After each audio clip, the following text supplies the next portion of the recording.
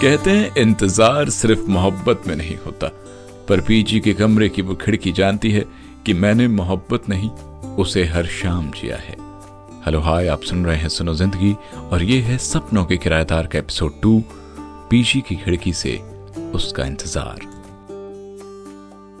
PG के उस छोटे से कमरे में एक खिड़की थी, छोटी सी सीलन वाली, लेकिन उससे बाहर की दुनिया बखूबी दिखती थी, पूरी अच्छे तरीके से। पर मेरे लिए वो खिड़की सिर्फ एक चेहरा ढूंढती थी, सिमरन का। हर दिन ऑफिस से जल्दी आना, वो सारा वर्क फ्रॉम होम वहीं उसी खिड़की के पास करना, बस इसलिए कि शायद वो पीजी के सामने वाले जनरल स्टोर तक आ जाए या बस उसका स्कूटी का हॉर्न सुनाई दे जाए। पर उसके इंतजार में पूरा दिन निकल जाता। वो आती भी तो मुंह मोड़कर चली जाती। पीजी की वो टेबल जहां हम बैठकर चाय पिया करते थे अब खाली है। कॉफी बनती तो है पर अब कप दरअसल 2 नहीं होते, सिर्फ एक होती है। मैंने एक दिन हिम्मत की और उसके नए पीजी की तरफ गया, बिल्कुल वैसे ही जैसे कोई पुरानी किताब फिर से पढ़ने की कोशिश करता है, जिसका अंत वो पहले से जानता है। वो वहां थी, हंस रही थी, कंधे झटकते हुए बात कर रही थी, पर इस बार सामने मैं नहीं था, कोई और था।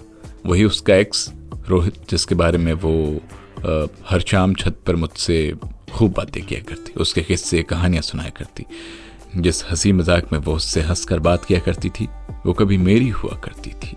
उसकी बनाई हुई गानों की प्लेलिस्ट अब भी चलती है, जिसमें वो सारे मोहब्बत भरे गाने बैक टू बैक बजते हैं।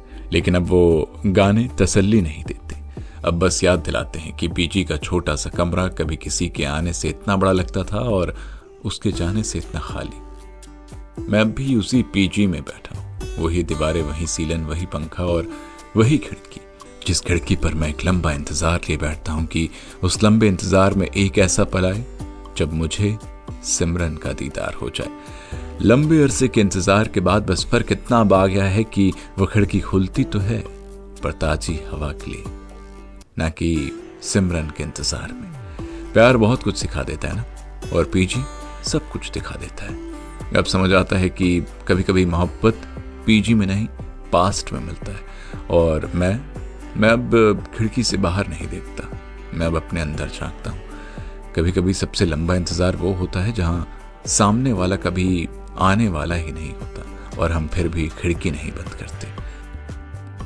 तो अंत में देखिए, एक बात तो सच है कि पीजी और पीजी के प्यार पर भरोसा कभी मत करना, क्योंकि ना तो रूम पक्का होता है और ना ही रिश्ता।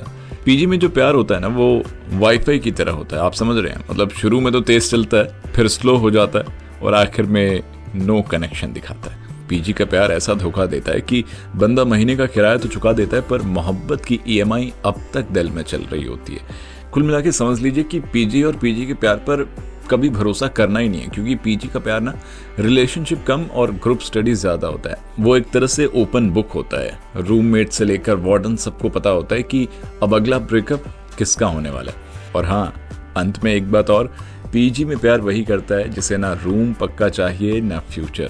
मैं हूं आपका दोस्त और इस शो का होस्ट ये है सुनो जिंदगी, और आप सुन रहे थे सपनों का किराएदार का एपिसोड 2, पीजी की खिड़की से उसका इंतजार। मिलेंगे फिर कभी किसी नए एपिसोड के साथ, तब तक ले सुनते रहिए सुनो जिंदगी।